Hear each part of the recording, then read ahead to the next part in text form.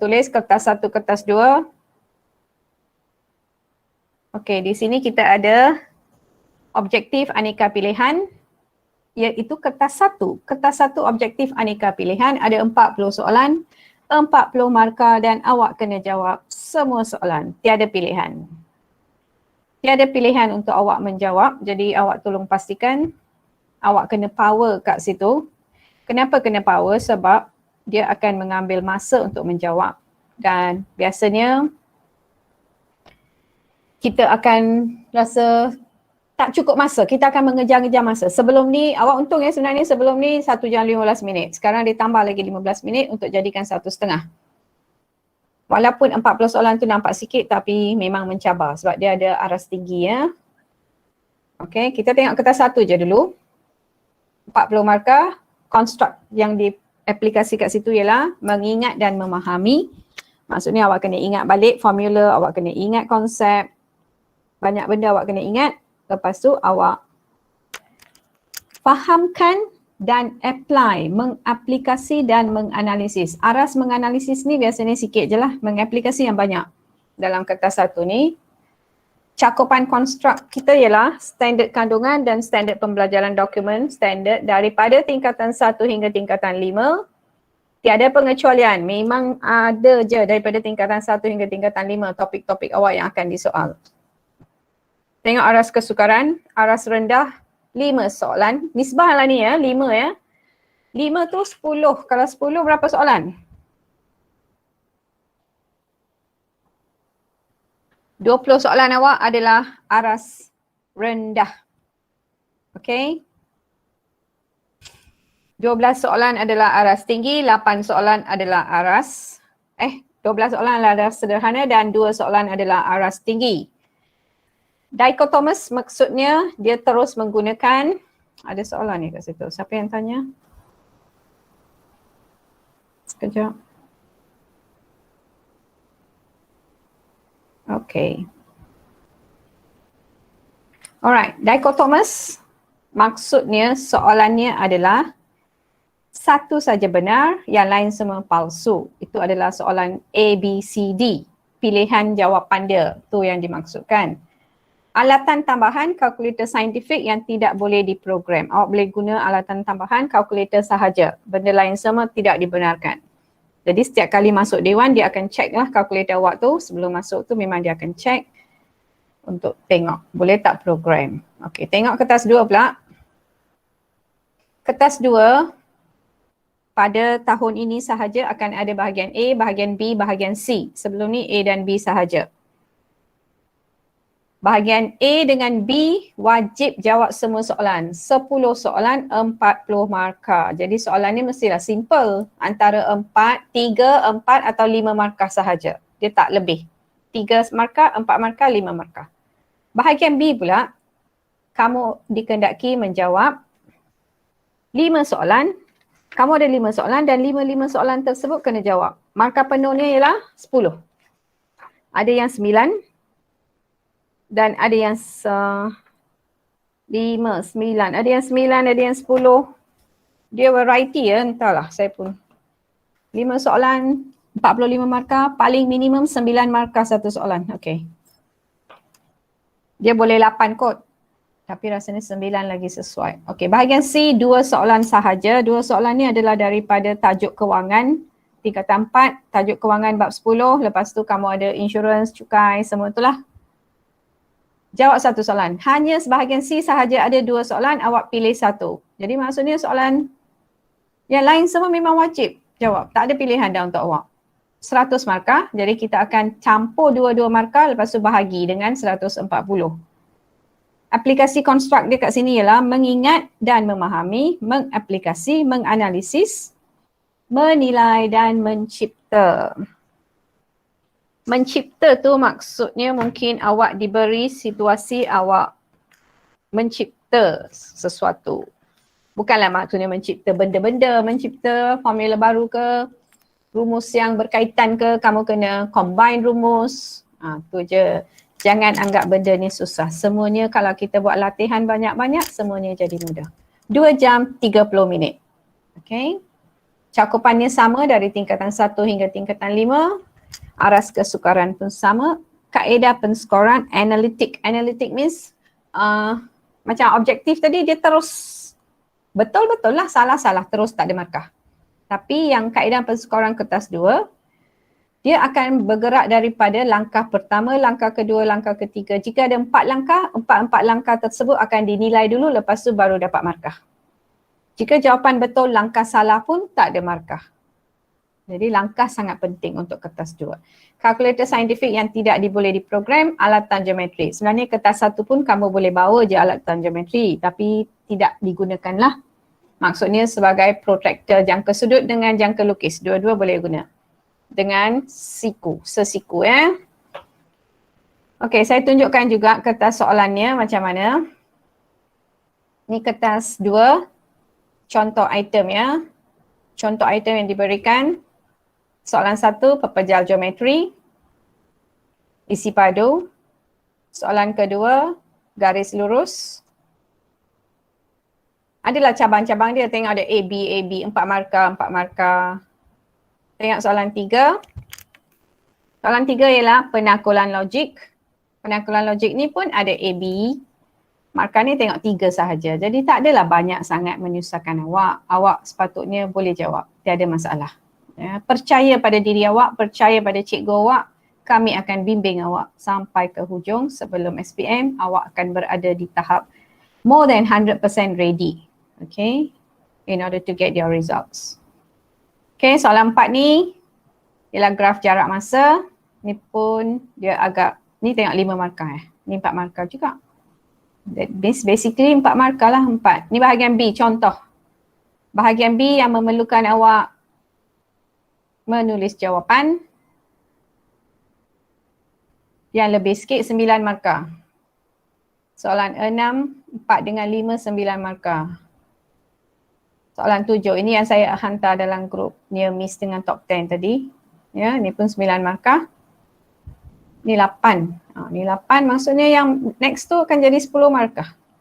Dia bergantung kepada soalan. Ni bahagian C contoh. Bahagian C ni 15 markah. Kamu ada bahagian A.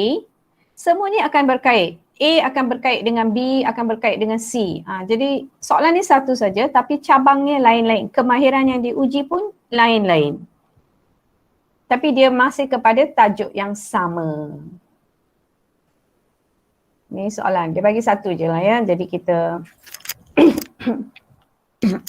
ni soalan C ni. Sorry, soalan C ni, inilah soalan yang memerlukan awak mencipta. Mencipta ni bukannya apa, cari nilai minimum Y jika botol minyak wangi dapat dimuatkan dalam kotak tersebut.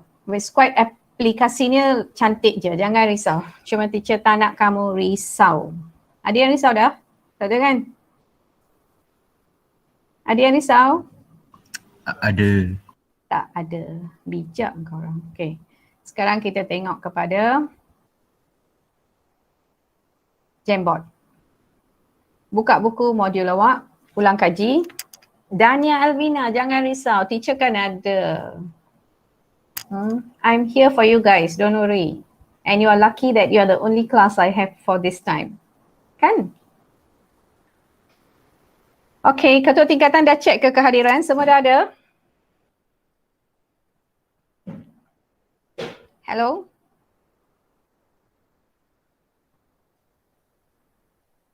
Tolong cek sekali lagi kehadiran sebelum kita teruskan. Kelas lain semua belum hantar kehadiran, jadi saya kena tunggulah kot. Okay. Alright, biar dia cek kehadiran, kita cek macam mana nak jawab soalan 1. Teacher harap kamu ingat balik ya, memori awak tu sangat penting. Ini tajuk daripada tingkatan berapa?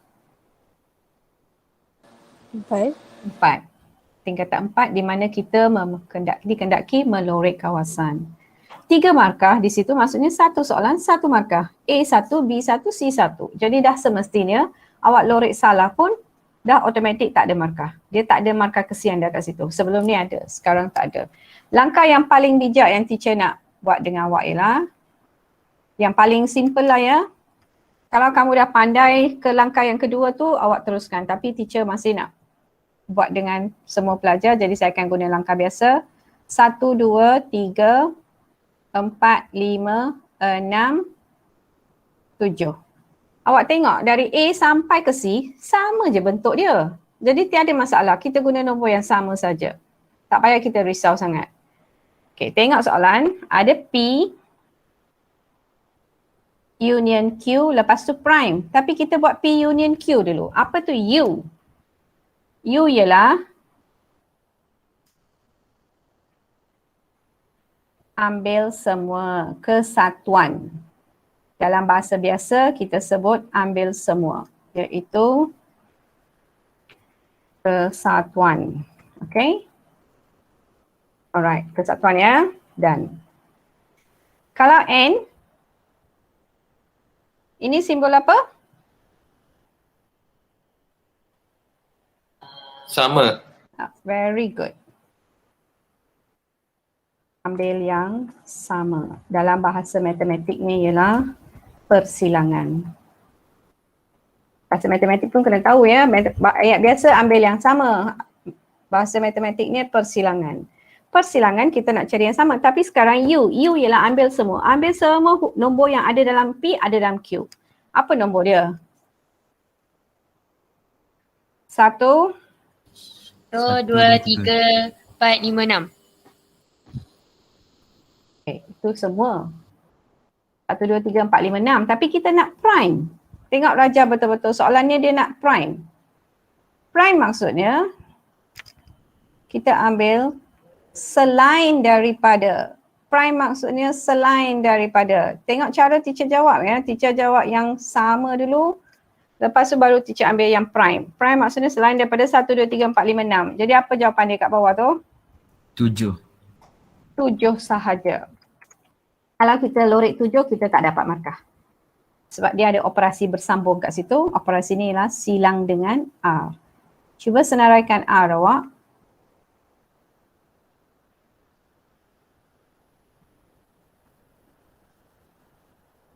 R awak apa? 4, 5, 6, 7. 4, 5, 6 dan 7. Okay. So kita nak cari yang sama antara 7 dengan 4, 5, 6, 7. Dah sah kita dapat. Apa 7. nombor yang sama? 7 je lah. Jadi kita akan lorekkan kawasan 7 sahaja. Boleh ke tu?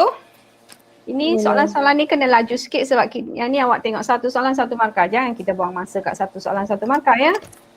Okey, soalan yang kedua. Soalan yang kedua pun kita sambung kat situ je. Siapa mic dia on, dia mengganggu sikit. Bila nak bercakap baru on mic. Senang sikit teacher. Okey, thank you. Soalan yang kedua. Soalannya P silang dengan Q, lepas tu prime. Kita buat P silang Q dulu. Lepas tu baru cari prime. P silang Q apa yang sama? Ikut nombor yang sama tadi. 1, 2, 3, 4, 5, 6, 7. Kalau nak teacher tulislah. 1, 2, 3, 4, 5, 6, 7. Cuba nyatakan P silang Q.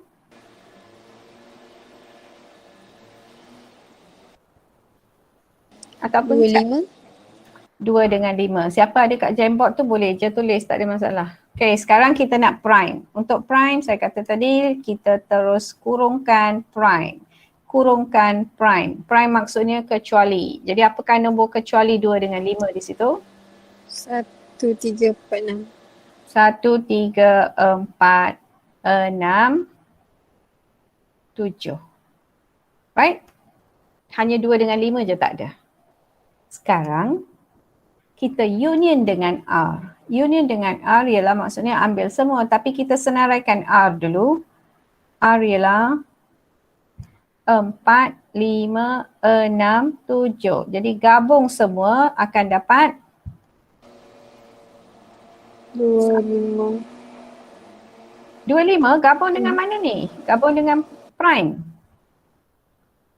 Ini dah tak pakai dah, ya. Ini dah tak pakai dah sebab kita dah ambil prime. Jadi nombor gabung semua. 5. Gabung semua. Dapat 5. Ambil semua. Kesatuan. U maksudnya kesatuan. 1, 3, 4, 5, 6, 7. 1, 3, 4, 5, 6, 7. 25 ni kamu tak boleh ambil dah sebab dia dah prime. Kamu kena rujuk yang ni dengan ni sahaja. Macam ni tadi, kamu kena rujuk yang ni dengan ni sahaja. Sebab yang atas tu dah prime, dah pangkal habis. Tak guna dah. So sekarang lorekkan awak tu, awak kena berhati-hati lorekkan di kawasan 1, 3, 4, 5, 6, 7. Jadi nombor mana yang tak lorek langsung? 2, 5. 2. 2 ke 25? 2, 5. Ni ada 5 kat sini. Oh.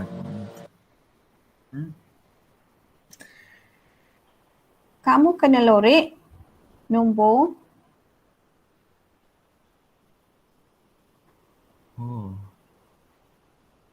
ambil jawapan akhir awak. Lorek ikut jawapan akhir kat situ. Jawapan akhir awak ialah 1, 3, 4, 5, 6, 7. Jadi nombor 2 je tak lorek. Boleh ya anak-anak? Boleh.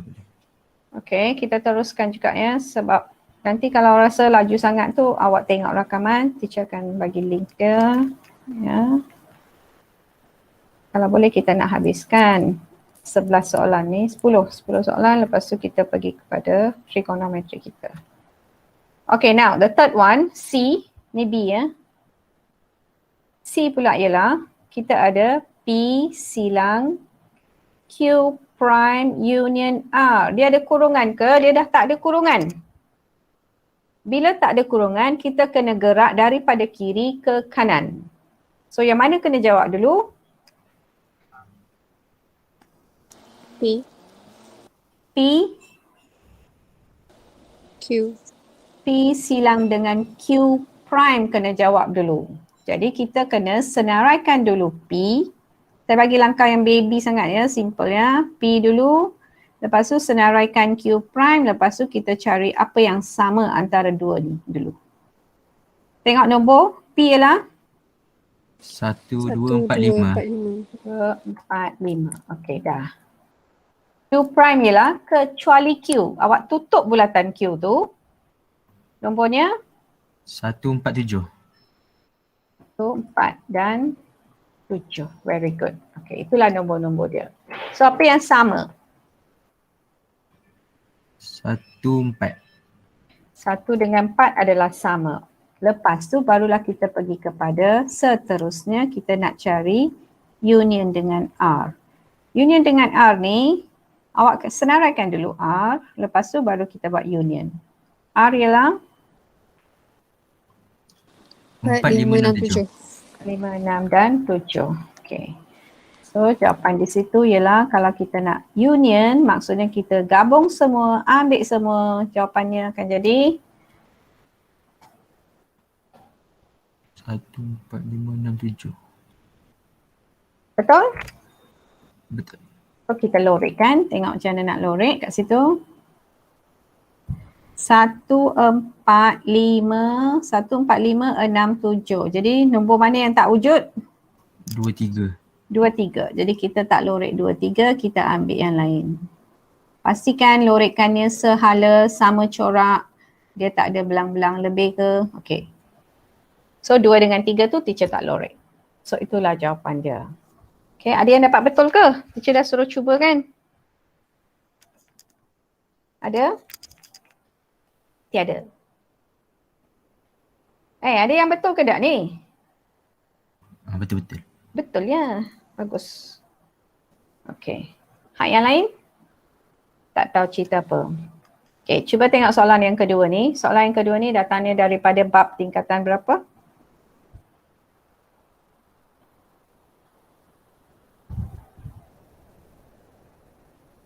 Ingat tak?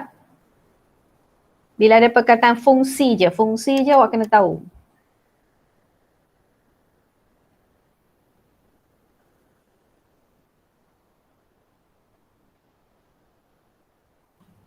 EQN. Tajuk apa?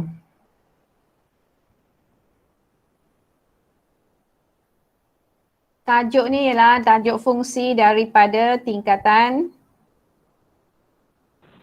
4. 4. Tingkatan 4. Okay.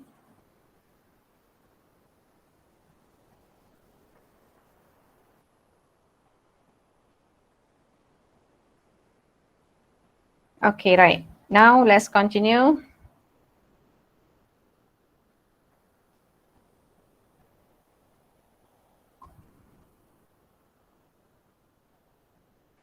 Setakat pukul berapa? 2.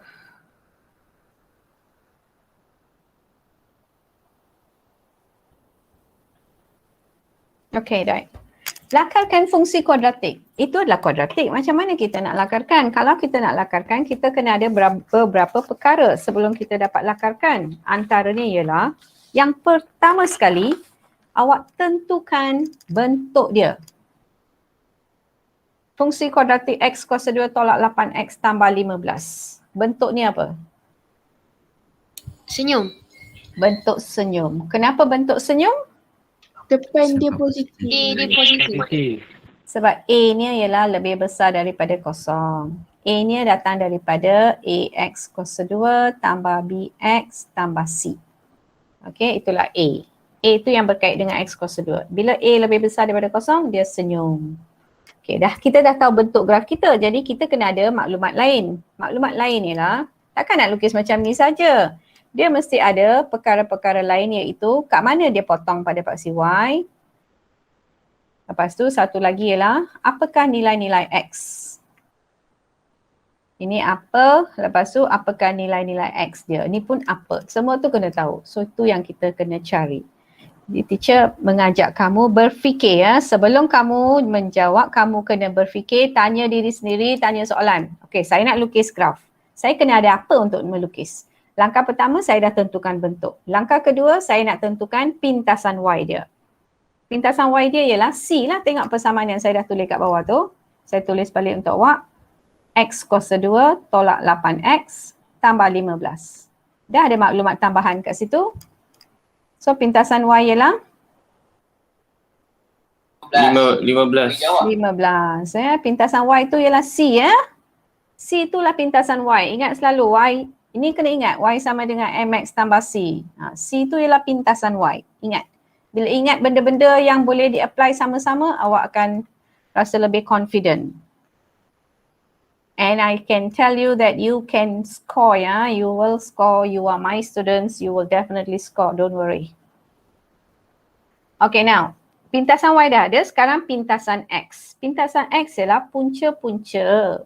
Punca-punca tu maksudnya pintasan X. Apakah nilai yang menyentuh paksi X? Jadi kita perlu selesaikan. Untuk cari punca, faktorkan persamaan. Kalau nak faktorkan persamaan, kamu dah pandai guna kalkulator. Guna EQN. Negatif 5, negatif 3. Very good.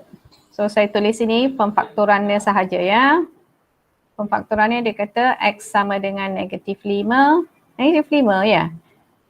Jawapan dia. I don't think so. Jawapan dia berapa? 5 je. 5. Okay. Okay, this one is X equals to 5 dengan X equals to 3. 3. 3. Alright. So bila kita factorize, kita akan dapat X tolak dengan 5. Satu lagi. X tolak dengan 3. X tolak dengan 3. Okay. Macam ni dapat markah tak? Dapat. Tak. Kenapa? Kenapa? Tengok dia duduk dalam sangat daripada kurungan. Hah? Kalau saya jauhkan kurungan tersebut, saya buat macam ni. Ini pun tak ada markah. Tak boleh sebab dia takkan mendarab. So apa yang perlu dilakukan ialah awak kena pastikan nombor yang awak tulis tu cukup besar dalam kurungan yang cantik tu. Macam tu. Dia melengkapkan kurungan itu bersama nombor. Okay, right. So sekarang dah ada pintasan. Boleh kita lukis? Lukisnya tidak melibatkan negatif, jadi kita akan buat kat sini saja. Simple ya. Alright. Ada X, ada Y. Dia tak suruh lukis, dia suruh lakarkan. Kalau lukis, dia mesti ikut skala yang betul. Kalau lakarkan, kita simple je. Dia potong pasti Y, dia potong pasti X, dia potong pasti X. Kenapa dia potong dua-dua di sebelah kanan? Kenapa paksi X dia berada di sebelah kanan?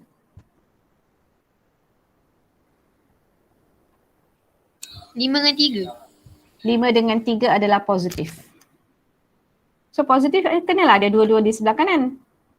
Lepas tu dipotong paksi Y di atas. Sebab pintasannya pun positif. Jadi awak kena bijak berfikir dulu sebelum menjawab. Sini kita tulis nilai dia. Sini tulis 15. Sini tulis berapa? Yang pertama ni apa? Nilai berapa? 3. Jangan salah pula ya. 5. Ini maksudnya logik. Lakarkan fungsi kuadratik secara logik. Logik lah tu. Dah settle. 3 markah je. So you must understand. Tapi kalau ditanya titik minimum tahu tak? Anyone? Saya pergi ke muka surat 3 Jamboard. Saya nak sentuh sedikit tentang titik minimum walaupun tiada di situ. Saya akan sentuh 2 perkara kat situ ya. Titik minimum dengan paksi simetri. Okey, tadi kita dah ada X kuasa 2 tolak 8X tambah 15 sama dengan kosong. Untuk cari titik minimum, kita mula dengan nilai minimum. Kita jadikannya, kita cari nilai X sama dengan negatif B over 2A. Ini ialah untuk mencari nilai X bagi titik minimum. So kita ganti nilai dia, saya guna background hitam lah ya, dia nampak terang sikit. Okay, this one negative of negatif 8. A tadi 2 kan, sorry. So 2 dengan 2. Negatif dengan negatif 8, 2 dengan 2 dapat berapa? Negatif 8. Negatif 8? Selesaikan negatif kurungan negatif 8 pecahan 2 darab 2.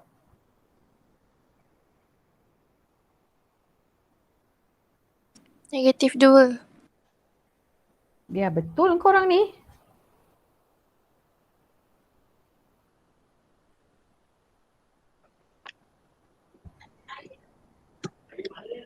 Hai, guna kalkulator tak pandai dah? Nak teacher tunjuk ke kalkulator?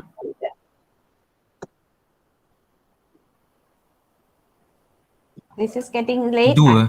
2.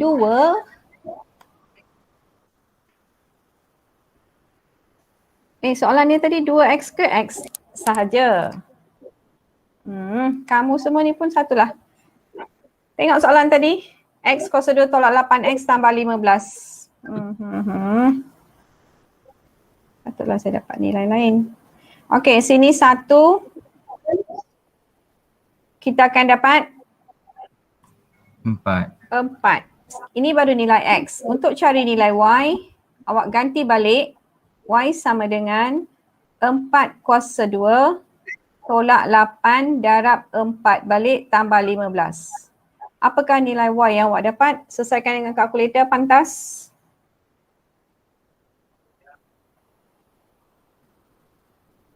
Empat kuasa 2, 16 tolak 32 tambah 15.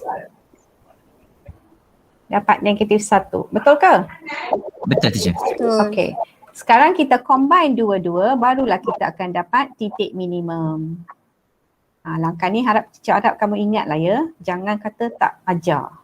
4 negatif 1, titik minimum. Sekarang saya balik ke muka surat 2 tadi. Kalau soalan minta awak nyatakan titik minimum juga, jadi awak kena tulis kat sini negatif pula 4 dengan negatif 1. Maksudnya nilai ni ialah negatif 1.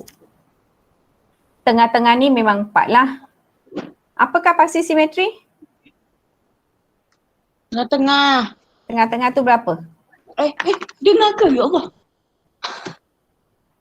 Tengah-tengah tu berapa? Oh my god. 4. Siapa yang mic dia tu? 4 tu tak boleh serve. You have to go like this. Garisan tengah-tengah tu yang menunjukkan pada titik minimum dia ataupun titik maksimum dia, itulah yang dipanggil paksi simetri. Tapi bacanya mesti mula dengan X sama dengan 4. Okey. Ingat, paksi simetri mesti mula dengan huruf X sama dengan 4. Itulah paksi simetri. So ada dua perkara tambahan teacher ajar kat situ. Satu ialah cara mencari titik minimum.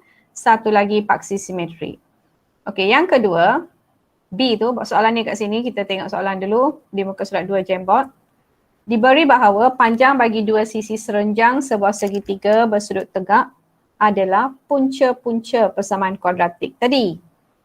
Sama ya, persamaannya sama, jadi itulah punca-punca dia. Cari panjang hipotenus.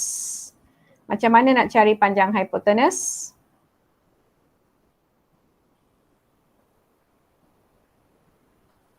Kita kena bentukkan. Dah dia kata, saya buat kat sini ya. Hopefully cukup tempat dia. Saya buatkan untuk awak bentuk segitiga. Dia kata puncanya ialah panjang dua sisi. Tadi puncanya berapa? Berapa jawapan kita dapat untuk X? 5. X ialah 5. 3 dengan 5. Okey. Itulah punca dia. Punca maksudnya nilai-nilai X. So sekarang soalan tanya berapakah hipotenus dia? So agaknya apa nak guna kat sini? Theorem. Very good. Kita guna bapa teorem kita. Theorem Pythagoras. Okay, theorem Pythagoras we are going to use. Do you have any idea Pythagoras macam mana nak guna? Kalau nak cari hypotenuse? 5 kuasa 2 Tambah Dah? 3 kuasa 2. Very good. Okay, now. Suara teacher pula teacher dengar. Tengok sini macam mana nak guna. Faiz tu tak boleh Faiz. Cik ajar macam mana nak guna kalkulator secara bijak. Saya tak guna square root tu dulu, saya akan terus cari 5 kuasa 2. Lepas tu saya tambah dengan 3 kuasa 2. Kita cari jawapan dulu, lepas tu barulah kita tekan square root answer. Berapa jawapan kamu dapat? 5.83. Very good. See my answer ya, 5.83. Di sini tolong pastikan pembundaran awak sentiasa betul, sentiasa awak kena peka dengan pembundaran. Jangan leka ya. Jangan salah markah kat situ sebab jawapan akhir tak betul. Okey, ada soalan? Tak ada lagi. Tak Tak ada ada. lagi. Okey, soalan ketiga. Sorry ya, kita memang tak boleh nak break pun kot. Kalau nak pergi mana-mana tolong bagi tahu teacher and maybe you can just go for a while. Yang ketiga, soalannya ialah selesaikan persamaan kuadratik. Bila selesaikan persamaan kuadratik, perkataannya dah selesaikan. Jadi kita mesti cari apa?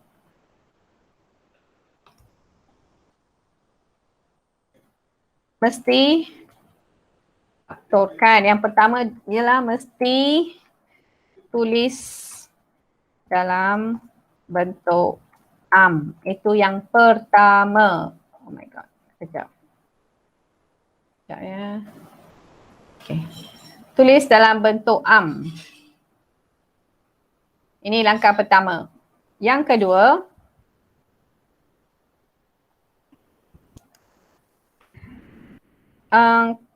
kecilkan jika perlu.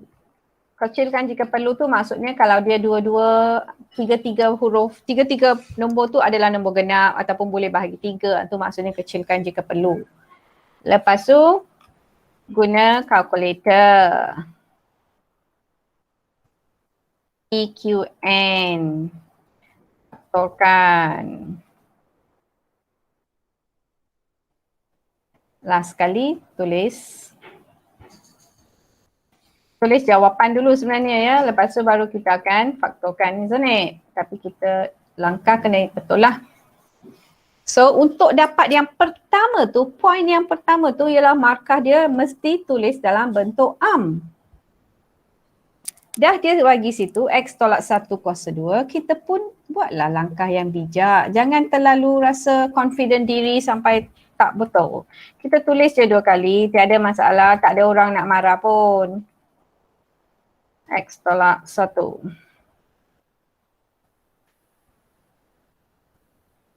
Sama dengan 8, aduh mak, tulisan. 8 tolak 3x per 2. Okey. Perhatikan teacher cuma tulis kuasa 2 ni kepada 2 kali supaya kita selamat. Sekarang tolong kembangkan, siapa yang pandai gila tu? Cepat.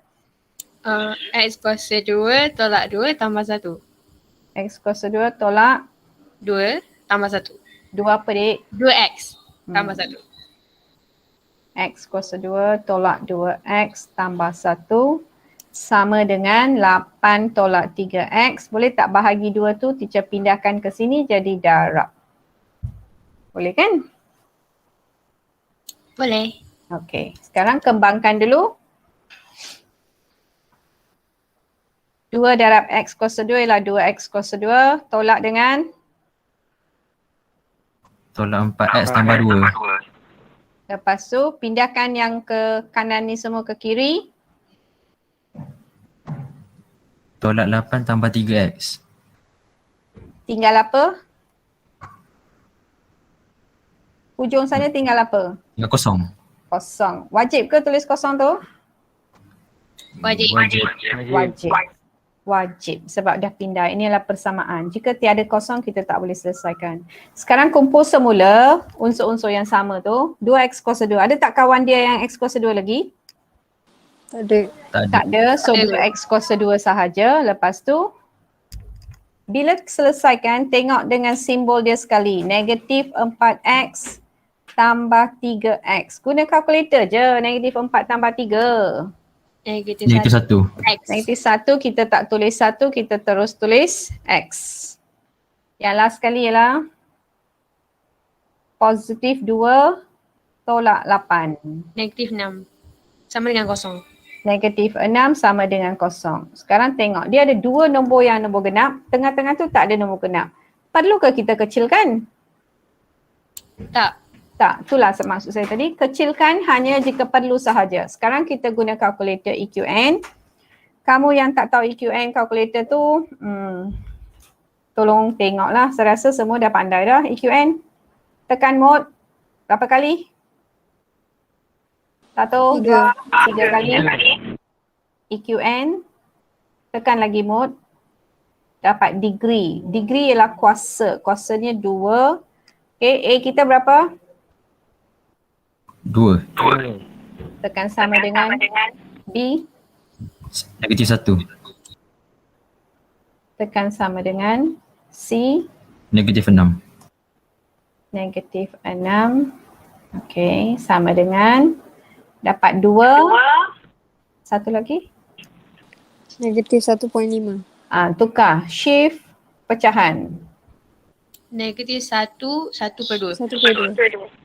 X sama dengan negatif 1. X sama dengan negatif. Negatif ke positif? Positif 3 per 2. Sini negatif. Kalau tukarkan nanti jadi positif. Tak kakak, jangan tukar dulu. X tadi 2. Ya. Teacher tersilap kat situ. Okay. X ialah 2. Satu lagi ialah negatif 3 per 2. Betul tak teacher sekarang? Betul. Okay, sekarang macam mana nak faktorkan?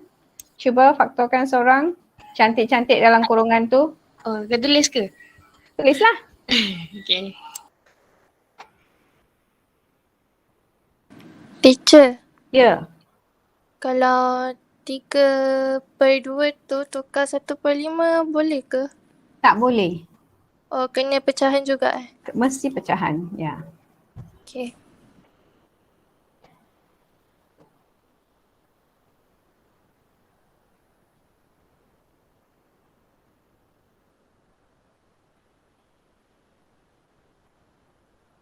Teacher dah. Okay.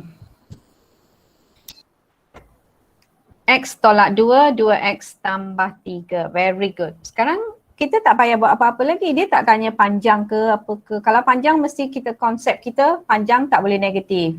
Masa tak boleh negatif. Jadi kita ada satu lagi huraian kat situ. Tapi sekarang dia hanya bagi kuadratik persamaan. Kita faktorkan, kita selesaikan, cari jawapan. Habis. Markah dia ialah, markah dia masuk macam ni je. Persamaan 1 markah, pemfaktoran 1 markah, jawapan 2 markah. 4 markah. Okay. Saya rasa ini pun boleh je ya anak-anak semua. Okay, jom teruskan boleh. Cepat sikit nanti.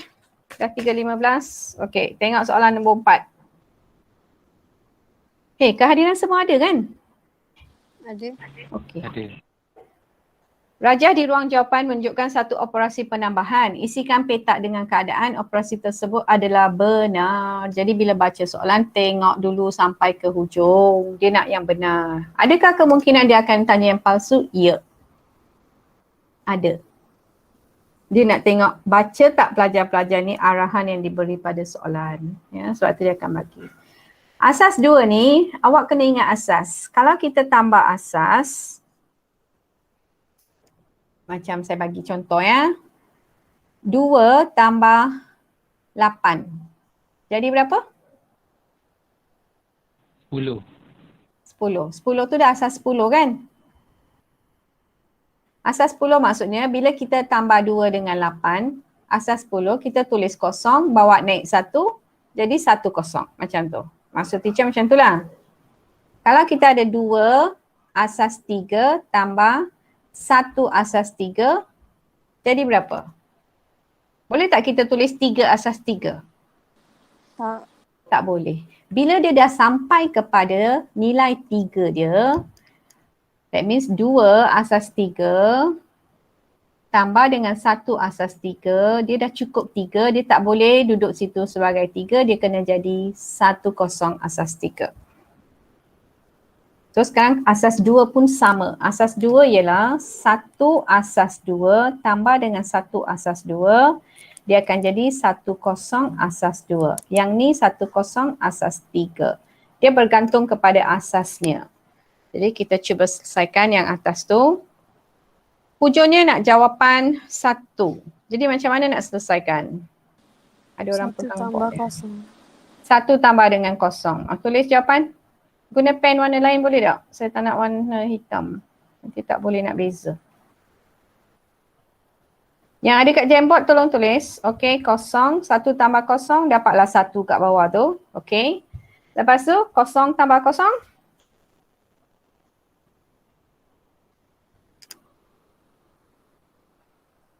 Kosong tambah kosong pun kosong. Okey.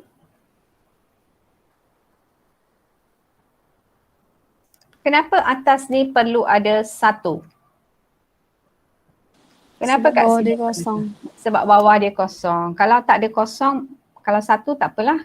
1 tambah 1 kamu kena dapat 10 asas 2. Jangan lupa asasnya.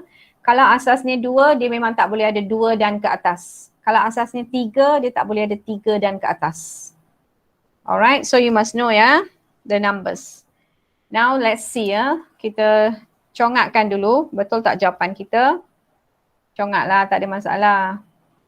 Asas 2 sebenarnya boleh guna kalkulator, tapi oleh kerana kamu ni batch yang KSSM, jadi teacher tak boleh nak guna kalkulator sahaja, jadi teacher tunjuk kat sini. Supaya kamu pun pasti apa yang kamu buat. 1 tambah 0, 1, 0 tambah 0, 0, 1 tambah 1, 1 0, bawa 1. 1 tambah 1 tambah 0 jadi 1 0, 1 tambah 0 jadi 1 0, 1 tambah 0 jadi 1 0. Jadi 1 dengan 5 0 dengan 1 kat hujung. Betul tak jawapan kita? Betul. Betul. 1, 2, ni senang ni sebenarnya. 1, 2, 3, 4. 4 betul, 4 markah. Kalau mana-mana satu salah pun masih ada 3 markah. So cara ni mungkin tak diuji kot rasanya ya. Tak apa. Okay, soalan 5. Favorite question lah kan ya. Ada yang masih confused lagi sebab masa ni rasa teacher ajar masa PKP pertama dulu. Kan? Lepas tu ramai yang tak wujud dalam kelas. Okay, apa pun kita terpaksa teruskan juga. V tu maksudnya apa?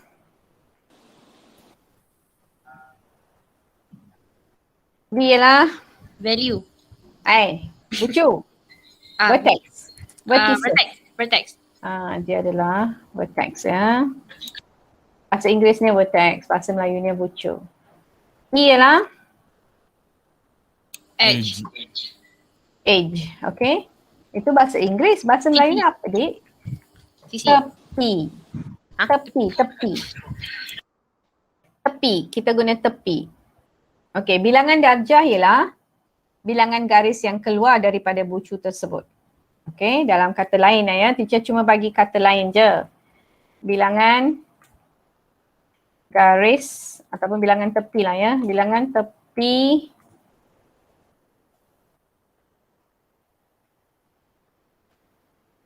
yang keluar masuk tak kisah.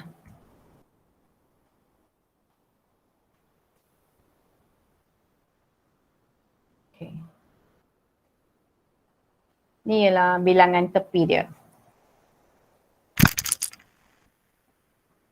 Bilangan darjah. Okey, sekarang tengok untuk satu-satu ya. Kita tengok untuk bentuk P dulu. Untuk bentuk P, bucunya ialah V. V sama dengan buka kurungan. Apakah bucu-bucunya? ABCD. ABCD huruf besar. Dia guna huruf besar kan? Awak pun mesti guna huruf besar.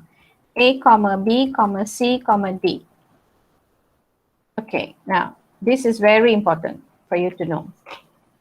Okay, itu adalah bucu. Sekarang tepinya pula, saya rasa yang ni mudah kot, tepi.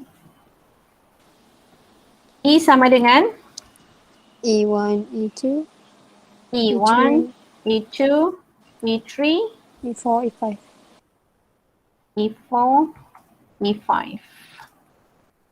See, it's very simple as that. Now you have how many tepi? 5. Tepi ada 5. So saya akan tulis bentuk ni ya. Bilangan tepi dia ialah huruf N kecil mewakili bilangan. Bilangan tepinya ialah 5, bilangan bucunya 5. Okey. Bilangan bucu 4, sorry. Okey, bilangan tepinya 5. Untuk bilangan darjah, kamu boleh ingat ni, kalau nak ingat, ingatlah ya. Bilangan darjah sebenarnya ialah 2 kita darab dengan bilangan tepi. Okey. Mengganggu lah dia ni. Saya bawa turun dulu. Saya nak straightkan supaya dia cantik kat situ. Okey. Ni adalah benda-benda yang teacher nak kamu ingat. Sebab tu teacher pastikan kamu belajar. Sambil belajar tu ada banyak benda yang kamu boleh belajar lagi. Bukan hanya soalan ni saja kamu belajar, berkait-kait tu semua kamu tengok. Okey, bilangan darjah ialah 2 kali bilangan tepi. So bilangan tepi awak tadi 5. So bilangan darjah ialah 10. bilangan darjah sama dengan 2 darab 5 sama dengan 10.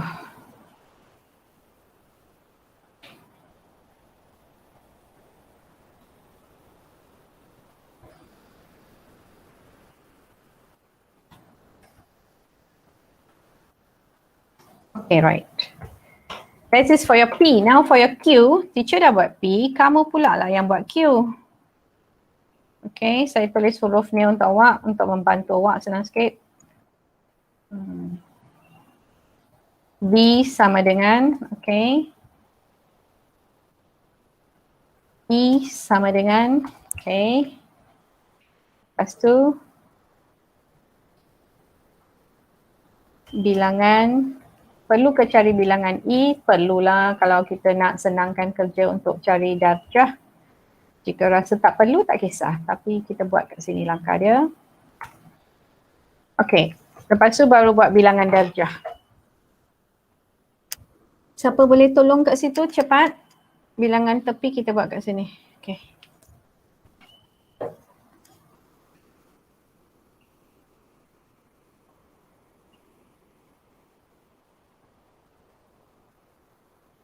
Ramai kat Jamboard ni, cepat.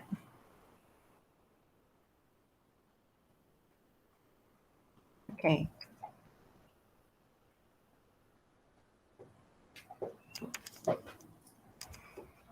Have your confidence. Whenever you do your work, you have your confidence. Jika kamu buat ulang kaji sendiri, langkah pertama awak nak jawab soalan tu, awak kena kenal tajuk mana soalan ni, keluar daripada tingkatan berapa ni. Barulah awak boleh belik balik buku awak tu, macam mana nak tengok tu. Jangan buat je lepas tu tak tahu apa benda kamu buat. Ya.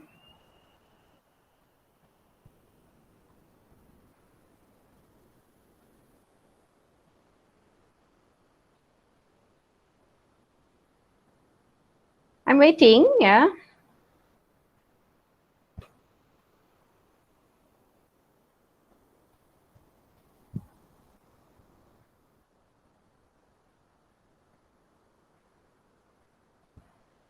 1, 2, 3, 4, 5. Alright, itu adalah bucu awak. Tepinya, macam mana nak baca tepi? Dia tak ada apa-apa pemberat kat situ. Jika tak ada pemberat, awak kena baca dari bucu ke bucu, tapi awas dengan anak panah. Teacher dah bimbing tu, tengok baik-baik. Tiada pemberat sepanjang garis. Jadi awak kena baca dari bucu ke bucu dalam bentuk koordinat. Tapi awak, yang ni ada anak panah, ni maksudnya graf terarah. Jadi graf terarah ni awak kena pastikan ikut arah dia. Baca bucu ikut arah. Dari nombor 1 tu, ada tak arah dia ke nombor 3? Tak ada. Tak ada. So tak boleh bacalah 1, 3. So lepas 1 nombornya 2. Lepas 1 ikut urutan ya. Lepas 1 nombor 2. Ke nombor 2 tu ada tak anak panah? Ada. Jadi 2 ke? 3.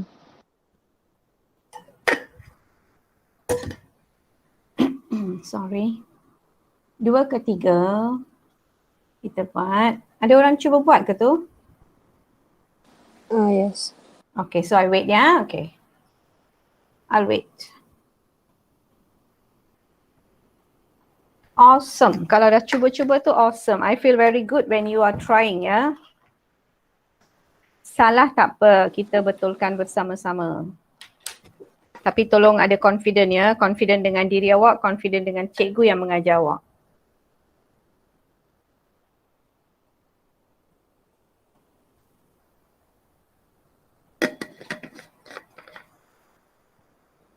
Abi dah air semua.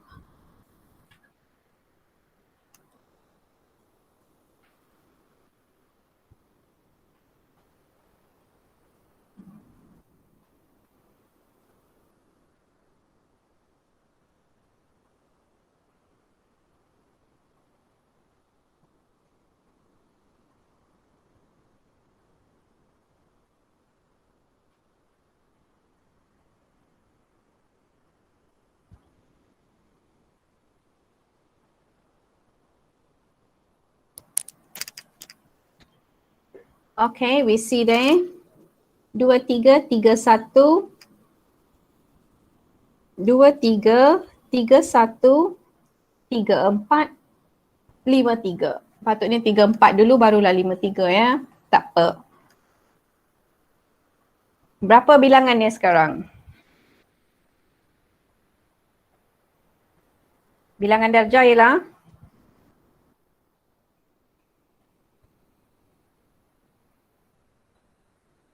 Bilangan tepi, tulis bilangan tepi ni dulu.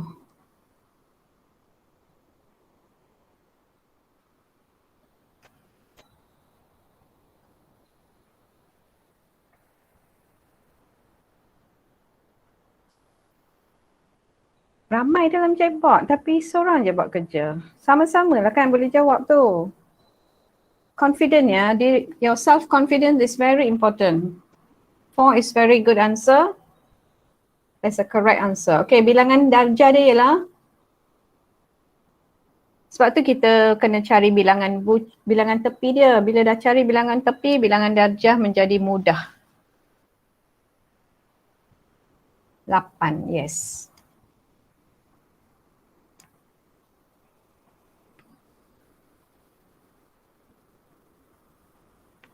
Alright, this is a correct answer. Thank you so much. Bagi yang tak ingat ni, bolehlah recall sikit memori awak tu. Very important to recall ya. Kalau ada masalah, awak nyatakan pada teacher. Bila teacher buat ulang kaji, teacher akan sentuh balik banyak-banyak sikit kat chapter ni ya. Okay, next page. Can we proceed? Yes. Okay, that's good. This one, I like this because easy to do. Draw and shade the region which satisfy the following system of linear inequalities. Lukis dan lorekkan rantau yang memuaskan sistem ketaksamaan linear yang berikut. Okay, kita nak lukis. Sebelum lukis tu awak tengok. Ada berapa garis yang awak kena lukis? 3. Ada 1, 2, 3. Yang pertama tu dia hanya melibatkan X. Yang kedua tu dia hanya melibatkan Y.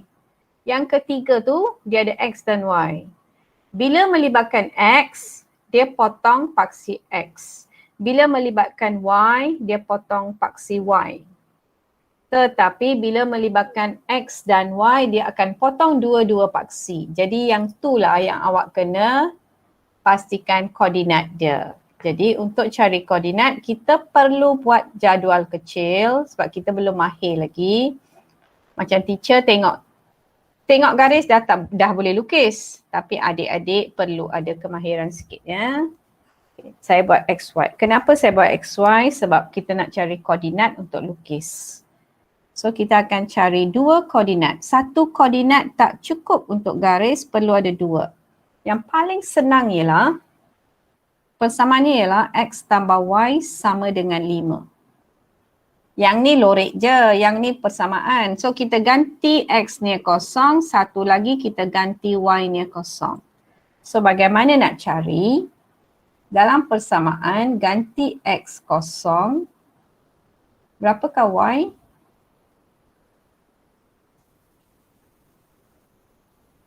Y berapa? 5. Okay, yang kedua kita ganti Y pula kosong.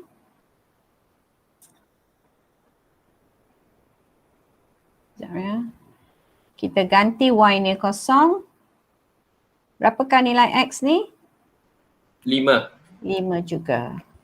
So baca koordinatnya macam ni. Baca 1, baca 2. So kamu akan ada 05 dengan 50. 2 koordinat untuk lukis. Semuanya positif. Jadi tak payahlah buat negatif. Kita lukis paksi dia kat tepi ni sikit. Saya buat garisan tebal lah ya supaya kamu nampak. Okay. Lepas tu satu lagi, since tak ada negatif, kita ambil kat mana-mana pun boleh. Okay, sekarang kamu labelkan paksi X dengan paksi Y dengan nombor persilangan ni 0, 2, 4, 6, 2.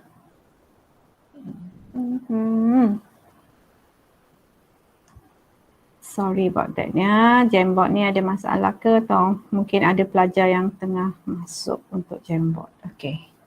Saya hanya buat 246, 246. Sekarang tugas awak ialah plotkan 2 koordinat tersebut untuk lukis garis. Oh, sebelum tu awak kena tahu garisnya. Plot dulu. Kita tengok garisnya putus-putus ke ataupun garisan padu. 50 dah ada, 05.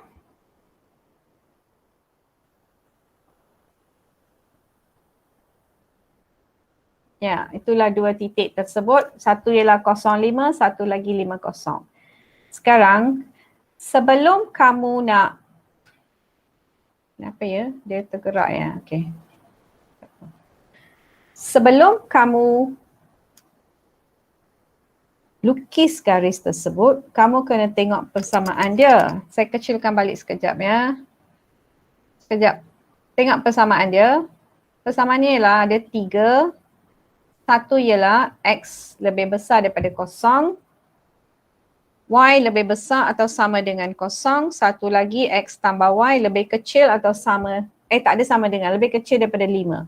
Jadi awak kena analyse kat situ ya betul-betul. Garisan bagaimana kat situ agaknya? Yang sama dengan putus-putus. Yang sama dengan tu ialah, Garisan putus-putus. ini garisan padu. Ini garisan putus-putus sebab dia tak ada sama dengan. Garisan padu maksudnya solid line, solid line. This one is dash line. Okay, now your 5 tadi, x tambah y sama dengan 5 ialah, saya kembalikan balik ke sini. Okay, dia nak besarkan, kita besarkan, tak apa, boleh je.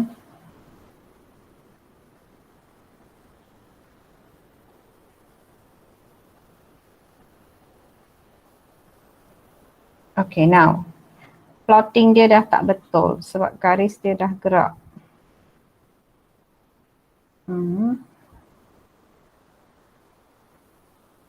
Cannot. Wait now, let me see first. I have to adjust back because dah dibesarkan tadi.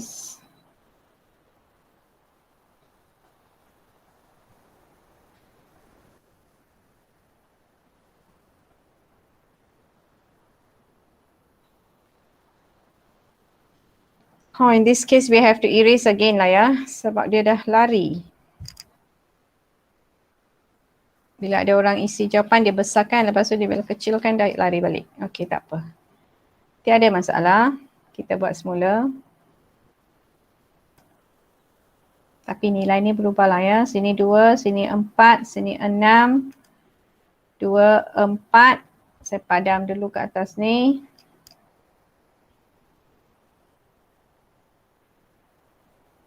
Enam. Okey, ini paksi Y.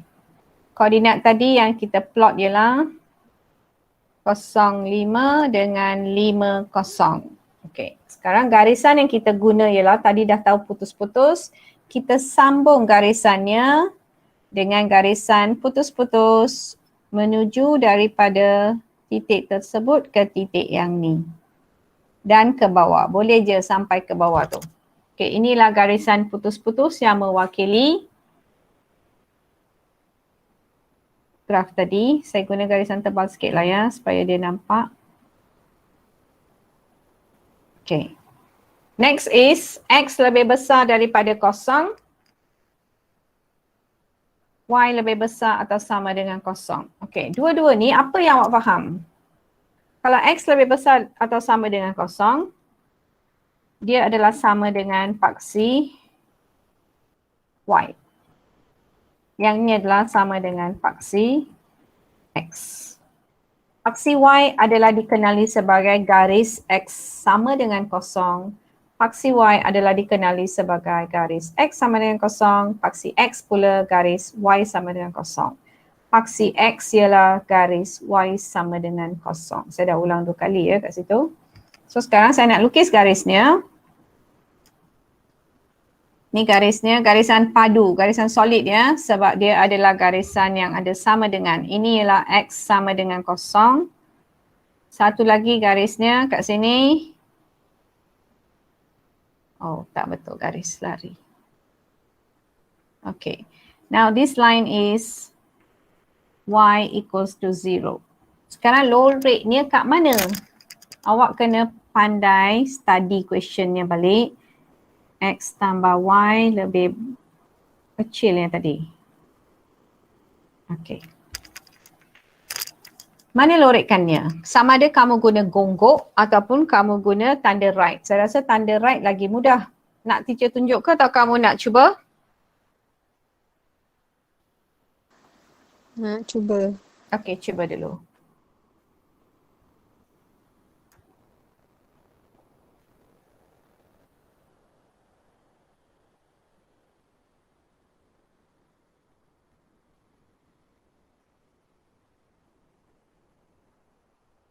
Dia buat gonggok, okey.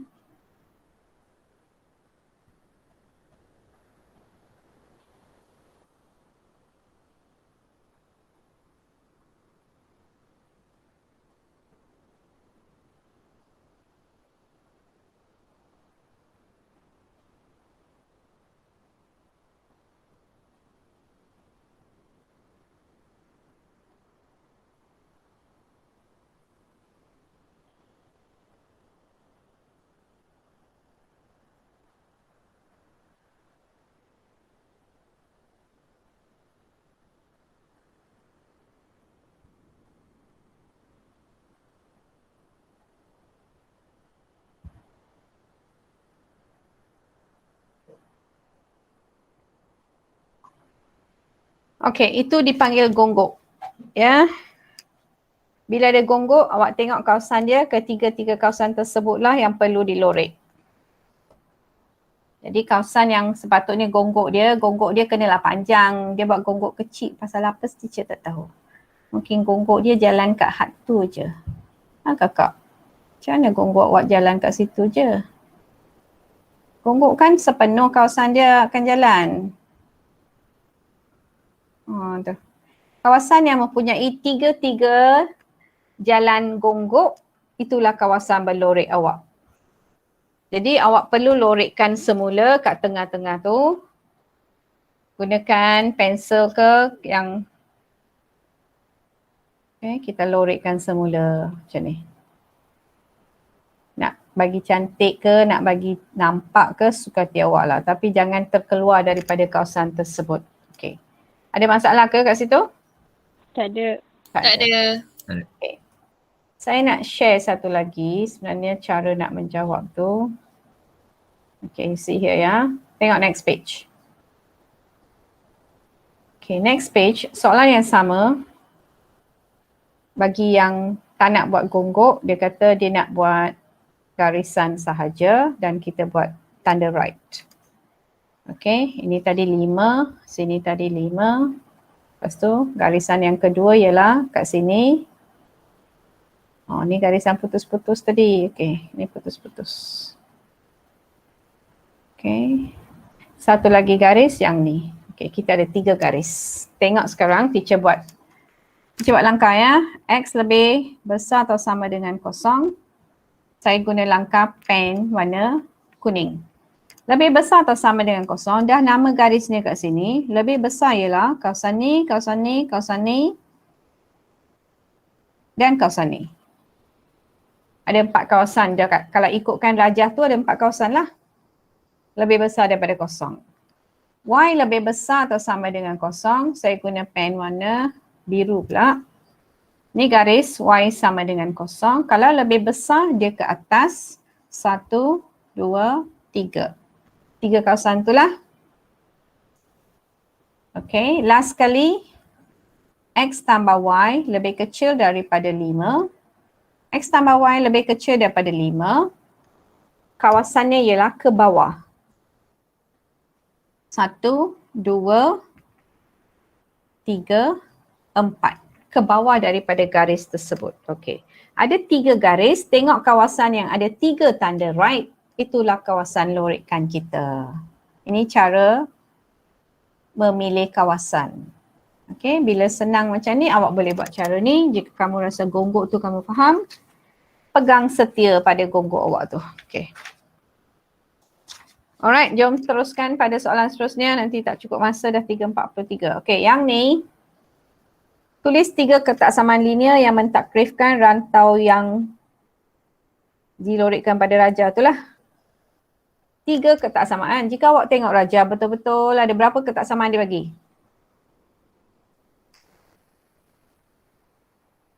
Berapa ketaksamaan dia bagi? 4. Ada 4 ke? 3. Memanglah ada 3 ketaksamaan. Berapa yang dia bagi? 2. 2 je dia bagi. Satu lagi awak kena cari sendiri. Satu ialah 2x. Oh, ni masalah kalau guna hitam. Saya padam dulu yang ni.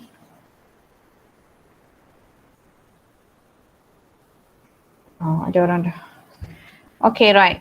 Saya nak gerak ke sinilah ya. Ataupun biar saya set background putih je, okay. Saya guna pen hitam. Y 2x tambah 6. Saya tak tulis tengah tu sama dengan ya. Itu ialah satu yang diberi, satu lagi ialah Y negatif 1/3x tolak 1. Sekarang awak tentukan, adakah garisannya lebih besar atau lebih kecil? Ataupun adakah dia garisan padu ataupun garisan putus-putus. Langkah pertama, awak tentukan garis. Langkah kedua, tengok kawasan dia. Contohnya 2x tolak 6, ni garis dia. Kawasan yang berlorek tu ke bawah ke atas?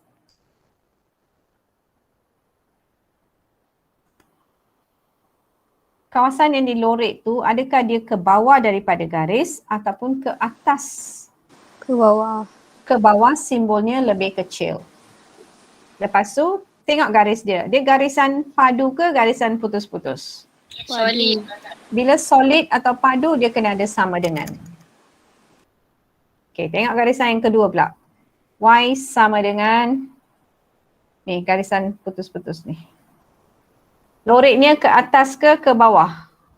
Ke atas. Ke atas simbolnya lebih besar. Besar. Garisannya solid ke putus-putus? Putus-putus. Putus-putus tak perlu guna sama dengan. Dah 2 markah. Markah ketiga ialah garis yang ketiga. Awak nampak garis tersebut? Garisnya yang ni. Apa nama garis tersebut? X. Ada X. X. Lebih kecil sama dengan X dengan nombor apa? 4. 4. Nama garisnya ialah X sama dengan 4. Dia potong paksi X, dia akan mula dengan X. Dia potong paksi Y, dia akan mula dengan Y.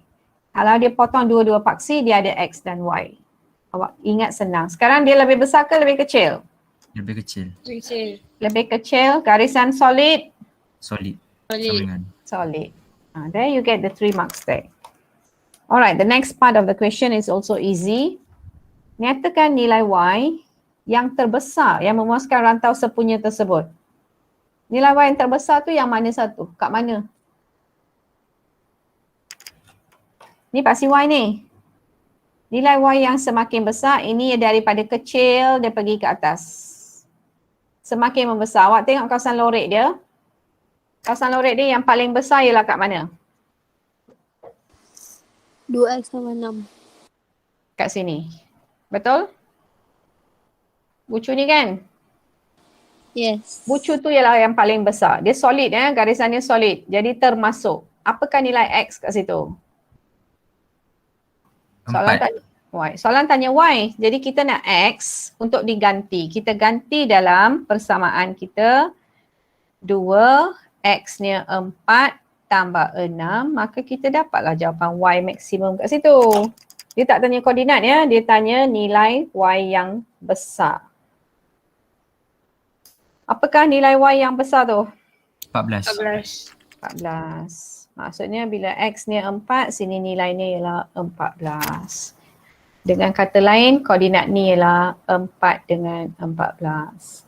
Tetapi, jika garisannya putus-putus, memang dia tak akan masuk 14 ya. Kita kena ambil satu nilai bawah daripada 14.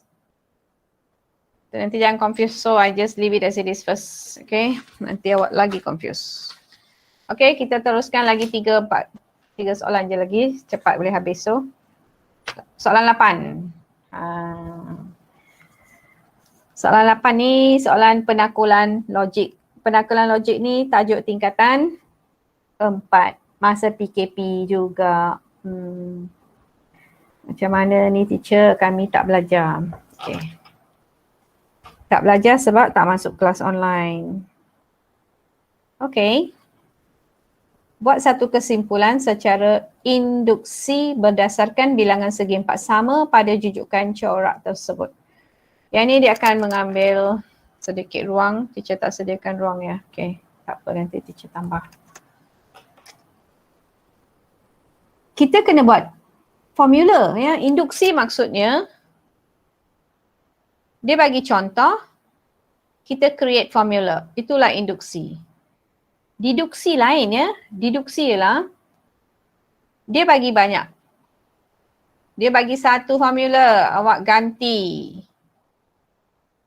Ganti cari jawapan. Ini ialah deduksi. Jadi tolong beza antara induksi dengan deduksi. Induksi dia bagi contoh, awak buat formula. Formulanya mestilah guna huruf N. Deduksi dia memang bagi formula menggunakan huruf N, awak ganti nilai N tersebut. Okey, sekarang tengok soalan. Corak 1 ada berapa bongkah?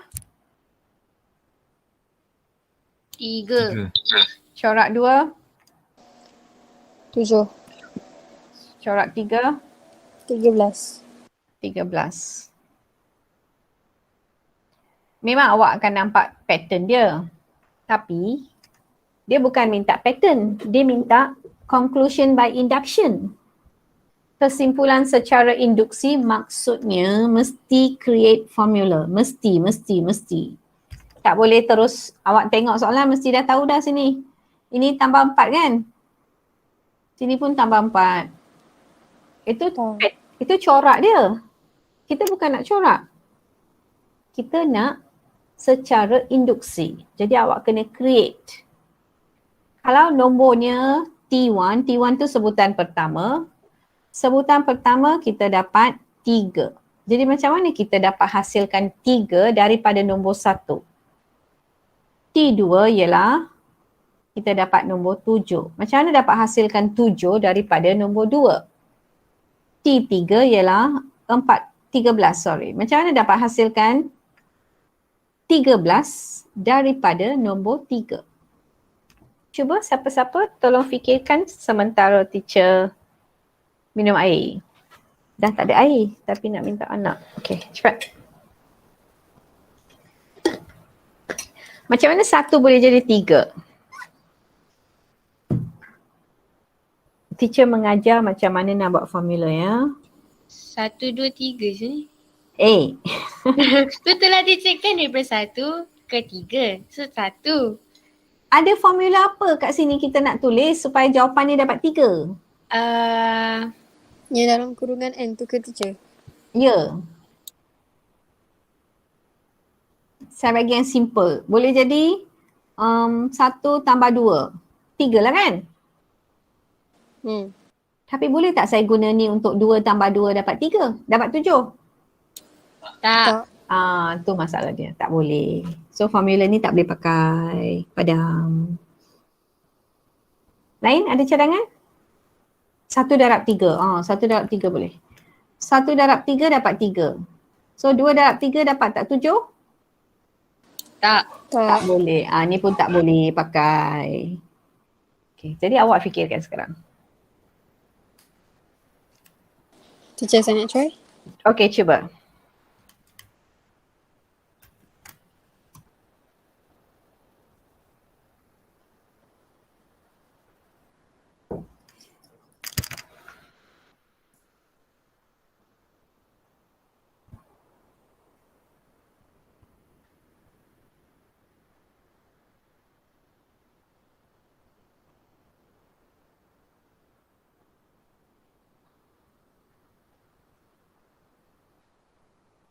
Sekejap teacher, saya lupa apa yang saya nak buat tadi. Relax dulu, tarik nafas. Oh, okey, sekejap.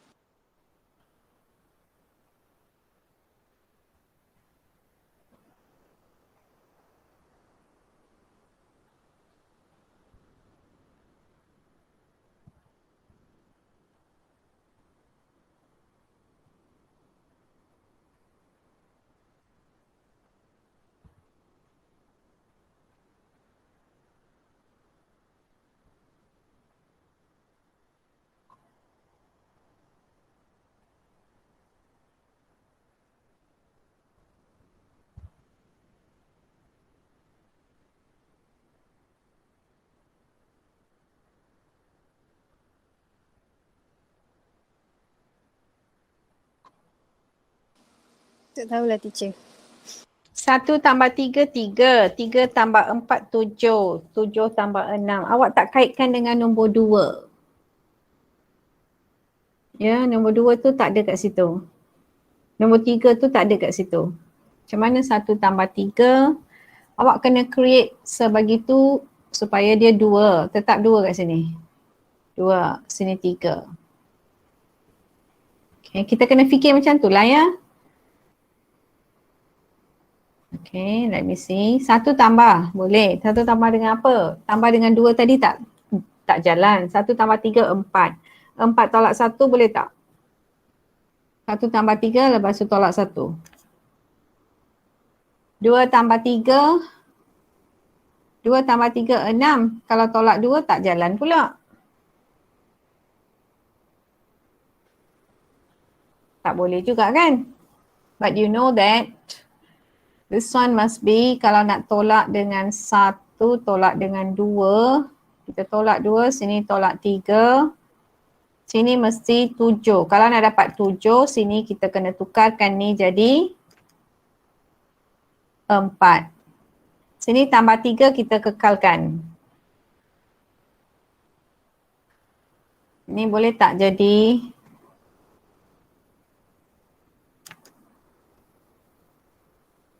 9. 4 tambah 3, 7. Tak boleh juga.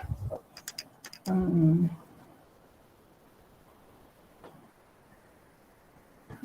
Apa-apa pun sini mesti dapat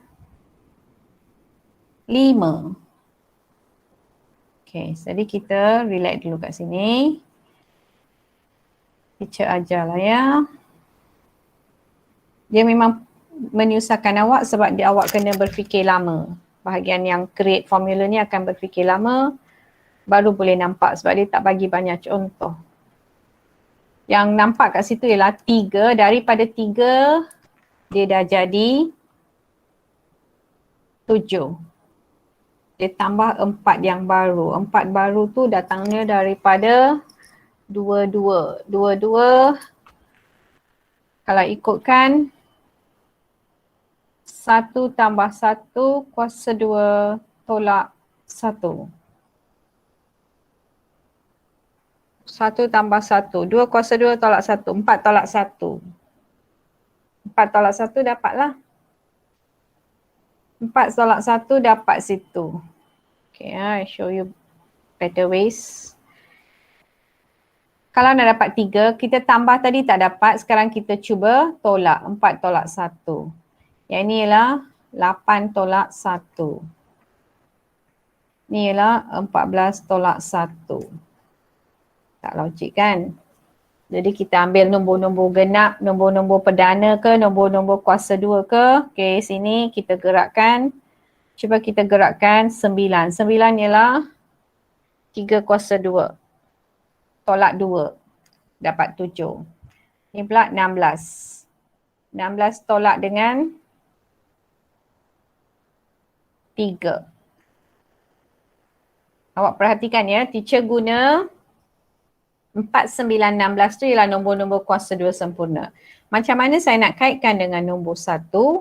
Saya perlu 1 tambah 1 baru dapat 2. Macam mana nak dapat 2? Kenapa nak dapat 2? Kena fikir banyak kali. Macam mana nak padam ni? Aduh. Okay. Fikir banyak kali. Kalau tak fikir tak boleh. Dia ialah 2 kuasa 2 tolak 1. Ini ialah 3 kuasa 2 tolak 1. Ini ialah 4 kuasa 2 tolak 1. Jadi macam mana nak kaitkan 2 ni? 2 ni nak kaitkan dengan 1 balik. 3 ni nak kaitkan dengan 2 balik. Jadi macam mana dari 1 nak jadi 2, kita kena tambah 1. So, kita akan gerak. 1 tambah 1 kuasa 2 tolak 1. Ini ialah 1 tambah 2 kuasa 2 tolak 2. Sebab tadi tolak 2 lah kan, bukan tolak 3. Tolak 3 sini. Okay, sorry. Ini ialah 1 tambah 3 dapat 4 tolak 3. Dapat tak jawapan? 1 tambah 1, 2. 2 kuasa 2, 4. 4 tolak 1 dapat 3. 1 tambah 2, 3. 3 kuasa 2, 9. 9 tolak 2 dapat 7. 1 tambah 3, 4. 4 kuasa 2, 16. 16 tolak 3 dapat 13. Maka formulanya ialah, saya tambah satu lagi muka surat kat situ. Okay, saya berada di muka surat sebelah ya, muka surat 11. Kita dah ada tadi, T1 ialah 3. 3 kita dapat tadi 1 tambah 1 kuasa 2 tolak 1. T2 ialah 7. 7 ialah 1 tambah 3. 1 tambah 2, sorry, bukan 3. 1 tambah 2 kuasa 2 tolak 2. T3 ialah 1 tambah 3 kuasa 2 tolak 3. Jadi kesimpulannya N kita ialah, kita nak formula kan? Formula ni ialah N tambah 1. N tambah 1 pula dah. 1 tambah N. 1 tambah N kuasa 2 tolak dengan N. Maksud N ialah ini. N1 kita dapat 1 tambah 1 tolak 1. N2 1 tambah 2 tolak 2. N3 1 tambah 3 tolak 3. Di mana N sama dengan 1. Saya buat kat bawah ya. Saya lebih suka buat kat bawah. Saya takut sebab pelajar akan silap. Buat barisan ke bawah. 1, 2, 3, 3 titik. Inilah dipanggil formula. Ni baru selesai formula tu. Bahagian kedua tu belum selesai lagi. Untuk bahagian kedua, tengok balik soalan. Ni tekan pula dah. Mana dah? Okey. Hitung jumlah luas bagi corak yang seterusnya jika luas bagi sebuah segi empat sama adalah 1. Jadi bilangan nombor tadi sebenarnya adalah segi empat sama. Apakah corak seterusnya? Corak seterusnya ialah T4 lah. T4 kita ganti dalam formula. 1 tambah 4 kuasa 2 tolak 4. Dapat berapa T4? 21. 21. Okey. So sini kita dapat 21. Maka luasnya ialah 21 bentuk segi empat sama darab dengan setiap satu ialah 1 nilai dia. So kita darab dengan 1, kita akan dapat 21 cm persegi. Sentimeter kan dia bagi tadi? Sentimeter. Okey. Dia agak rumit sikit penakulan logik ni. Cuba yang ni tak ada hujah. Biasa dia ada hujah. Jadi lain soalan lain, modul lain soalan lah ya. Mungkin ada modul lain dia bagi soalan lain. Okey. Apa pun kita biasakan diri kita dengan pelbagai soalan. Ya. Jangan panik bila tengok soalan. Okey. Ada yang tak faham kat mana-mana?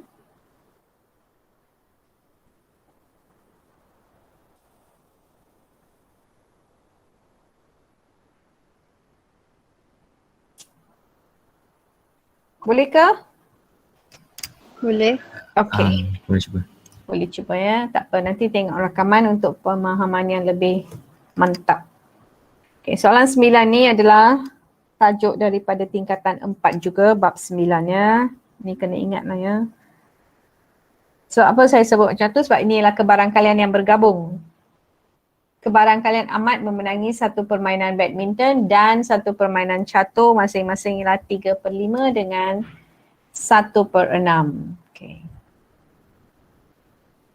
Ahmad ni dia main catur dan dia main badminton.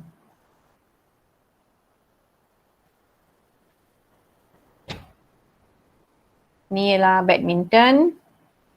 Ini ialah catur. Okay. Untuk Ahmad ni, bagi dia menang, kalau dia nak menang badminton, menang badminton pecahannya ialah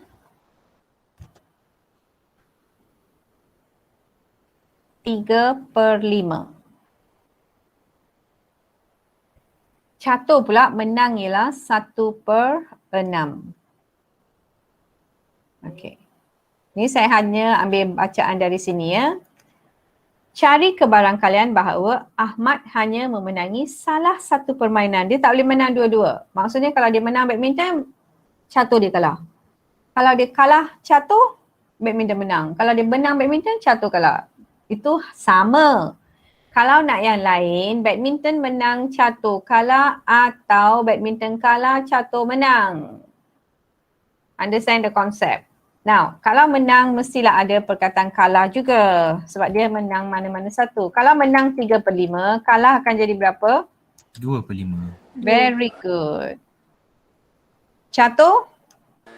5/6. Right. So kita dah susun macam tu, kita boleh buat kerja dengan senang. Badminton dan catur, dia main 2 permainan. Kalau dia menang 1, dia kalah 1, tu je. Jamboard hang ya, sekejap. Okay. Okay, it's like this ya. Badminton dan catur. Dia mungkin kalah, dia mungkin menang. So kita kena ikut atau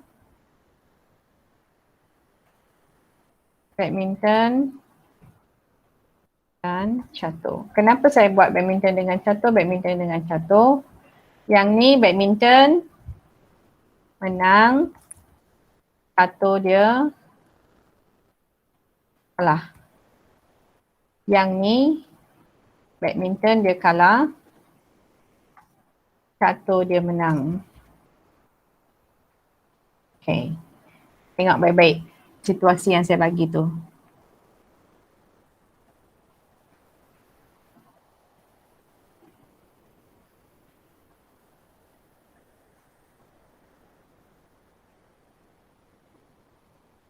Badminton menang, catur kalah atau badminton kalah, catur menang.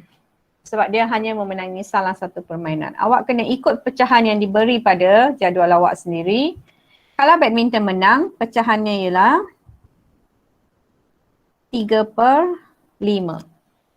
Dan tu kita darab. Catur kalah 5/6. 5/6. Okay.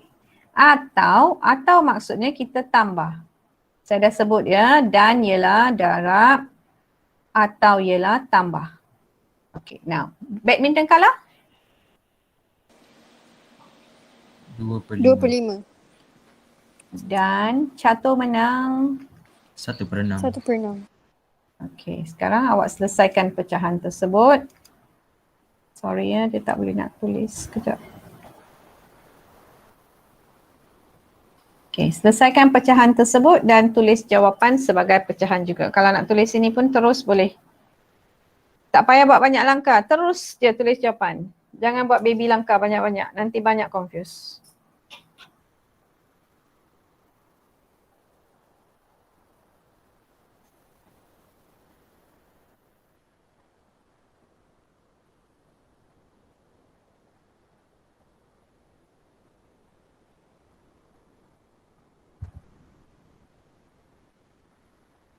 Belas per 30.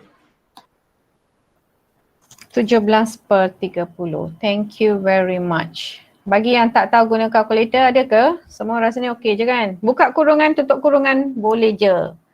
Tak buka kurungan, tak tutup kurungan pun boleh je. Mana-mana satu pun okey.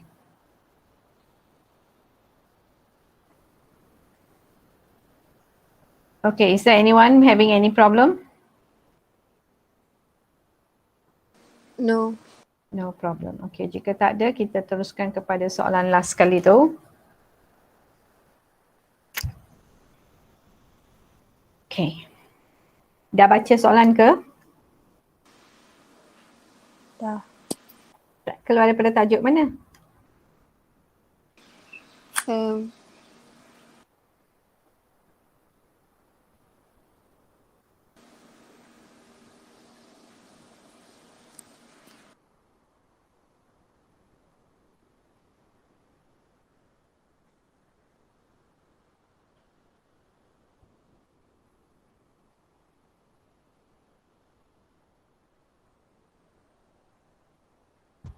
Keluar daripada tajuk mana?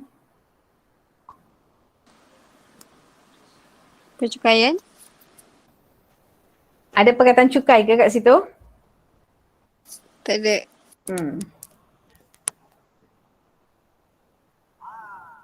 Ada perkataan apa yang kamu nampak? Pendapatan. Pendapatan cukai pun ada. Pengurusan wang. Pengurusan kewangan, yes. Sebab ada perkataan aliran tunai. Cash flow. Okay, so apa tu cash flow? Apa benda yang sebenarnya tu? Mari kita tengok nota kita dulu. Saya nak sentuh juga ya sebab saya takut awak terlupa. Jadi saya dah set untuk kamu nota dia.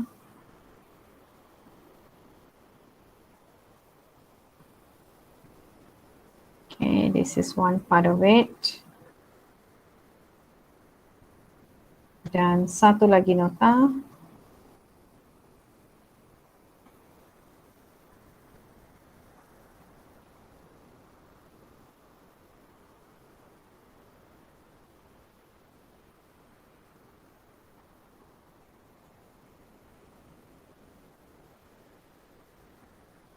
Okay, kita baca nota dulu baru kita selesaikan jawapan kita yang atas sebelum tadi ya.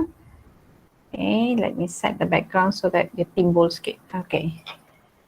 D adalah tajuk 10 bab 10 pengurusan kewangan. Okay. Pengurusan kewangan di bawah matematik pengguna. Ini lebih kepada tajuk bab bahagian C ya. Mewujudkan pelan kewangan, komponen penting dalam membina pelan kewangan ialah sumber pendapatan dan perbelanjaan. Pendapatan merupakan aliran tunai masuk. Pendapatan terdiri daripada aktif dan pasif. Aktif ialah pendapatan yang memang setiap bulan kamu terima tanpa sebarang syarat. Tak ada syarat-syarat dia. Tidak akan berubah kecuali ada kenaikan gaji lah. Itu dipanggil pendapatan aktif, termasuk allowance, termasuk commission. Pendapatan pasif pula ialah pendapatan sampingan seperti dividen atau sewa, yang kamu sewakan bangunan ke, sewakan tanah, sewakan lori. Itu semua pendapatan lain yang kamu terima, itu adalah pendapatan pasif. Pendapatan sampingan. Perbelanjaan merupakan aliran tunai keluar. Tadi masuk pendapatan. So, perbelanjaan aliran keluar. Perbelanjaan terdiri daripada yang tetap. Contohnya macam kamu nak bayar angsuran rumah, duit pinjaman lah ya. Sebarang pinjaman yang dilakukan, kamu bayar balik. Ataupun insurans, ataupun cukai kereta, cukai jalan. Semua tu adalah perbelanjaan tetap. Perbelanjaan tidak tetap ialah barang-barang yang macam barangan dapur, bil elektrik, bil air yang akan berubah setiap bulan. Jadi kamu ada dua perkara kat situ yang kamu kena study. Satu ialah aliran tunai positif. Satu lagi ialah aliran tunai negatif. Aliran tunai positif wujud apabila jumlah pendapatan melebihi perbelanjaan. Maka awak ada cash flow yang masih ada balance lah kat tangan. Tunai negatif pula bila pendapatan awak kurang daripada perbelanjaan. Maksudnya perbelanjaan awak tu lebih.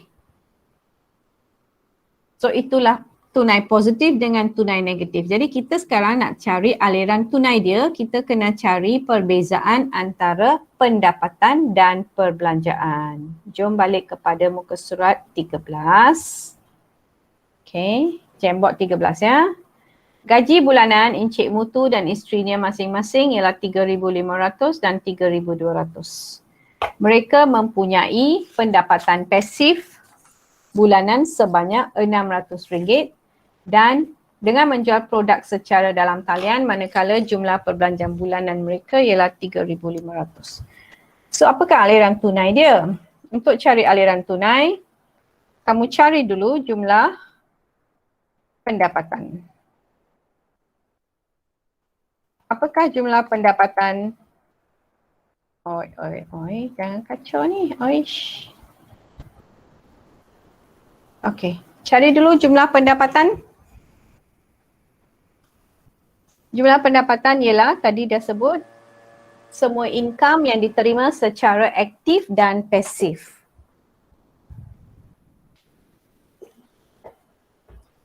Satu markah je, so you should know it's very simple. Ya.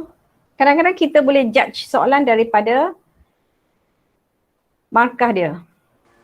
7,300. 7,300. Langkahnya tak banyak bagi ke dek? Okey.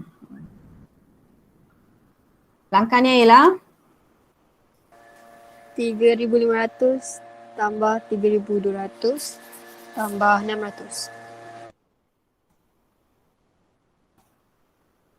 tambah dengan pasif 600 dapat this is too much. Every time same problem. Okay. So kita dapat 7,300.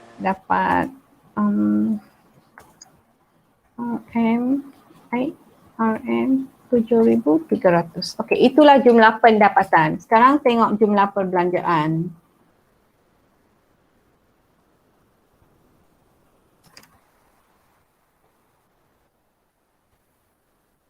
Jumlah perbelanjaan ialah 3,500.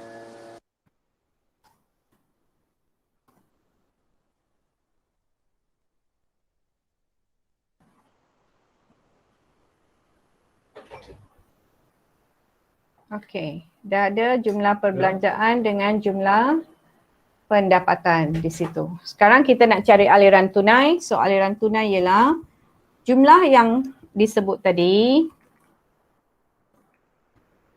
Aliran tunai sama dengan jumlah, tengok mana lebih lah, tak kisah, tapi ambil pendapatan tolak dengan jumlah perbelanjaan.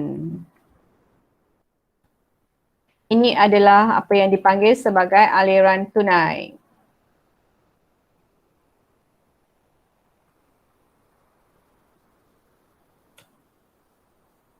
Okay, so in this case, kamu ada RM 7,300.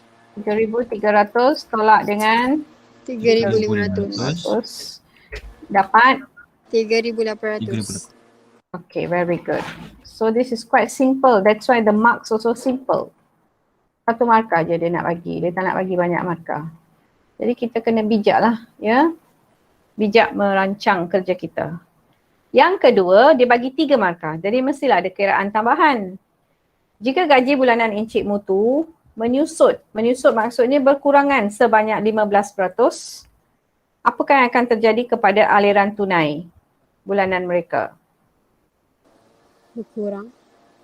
Aliran tunai itu pun kita tengoklah sama ada dia berkurang ke tidak ke. Jadi awak tak boleh sebut berkurang sahaja, awak kena tunjukkan dengan kiraan. Sebab tu ada 3 markah kat situ.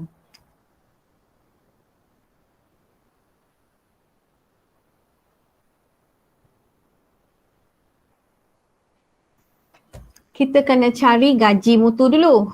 15% kalau kurang, berapa gaji dia? Macam mana nak congak? 525. Macam mana nak congak? Congak, saya guna kalkulator. Yelah, macam mana kamu congak? 3,500 darab 15%. 3,500 darab 15%. lepas tu? Lepas tu saya tak buat lagi. Kita nak gaji dia. Boleh tak saya ambil terus satu lagi langkah? Cuba sebut siapa-siapa yang boleh fikir macam tu. Jika gajinya menyusut 15%. Apakah satu lagi cara yang kita boleh cari? Katakan saya tak nak guna 15% ni.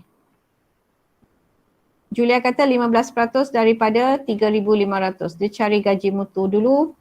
Yang ditolak, lepas tu dia tolak. Siapa cara lain boleh guna?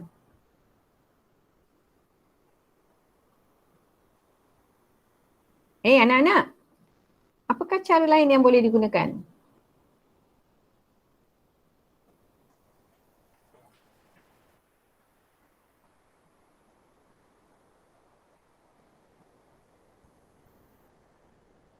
Tengok tu. Ada ramai dekat sini tapi tak nak buka mulut ya.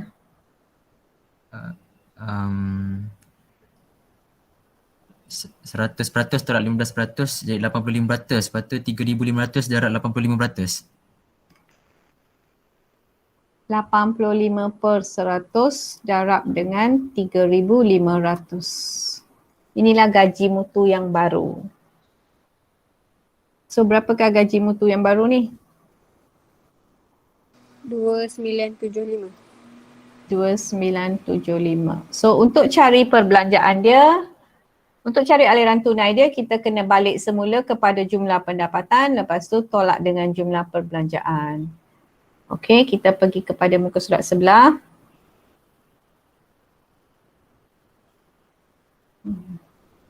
Muka surat sebelah sini.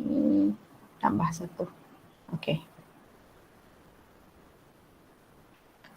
Alright, ini untuk B ya. Kita cari dulu jumlah pendapatan. Jumlah pendapatan ialah, tapi kalau Julia tadi nak cari 15% tu, kalau nak cari 15% lepas tu tolak daripada jumlah pendapatan pun boleh. Banyak langkah boleh. Ya Julia, jangan risau. Okey. Sama dengan berapa sekarang? Jumlah pendapatan dia. 2975. 29. Kecampur sekali. Belum. Oh. 2975 tambah 3,200 ya? Yup. Tambah 600. 600. Okey, cuba cari dulu jumlah pendapatan dia. 6775.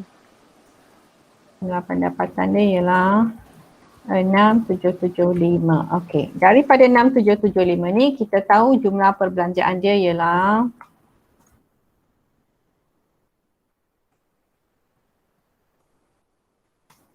jumlah perbelanjaan tadi ialah 3,500. Okey. So kita cari aliran tunai. Aliran tunai sama dengan pendapatan tolak perbelanjaan. Okay, every time yes you must remember. So in order to remember, kamu kena buatlah sebutan-sebutan tu kena ulang. Aliran tunai ialah pendapatan tolak perbelanjaan. Okay.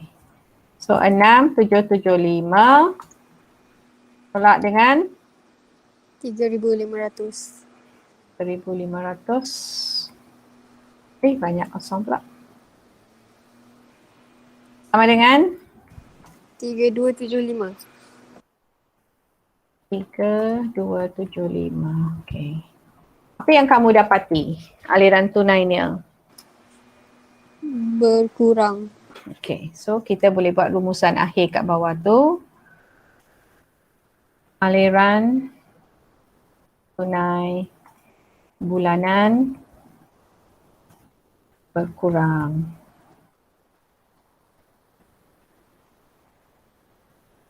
Itu je lah. Aliran tunai bulanan berkurang. Ataupun berkurangan. Kamu kan pakar bahasa korang semua.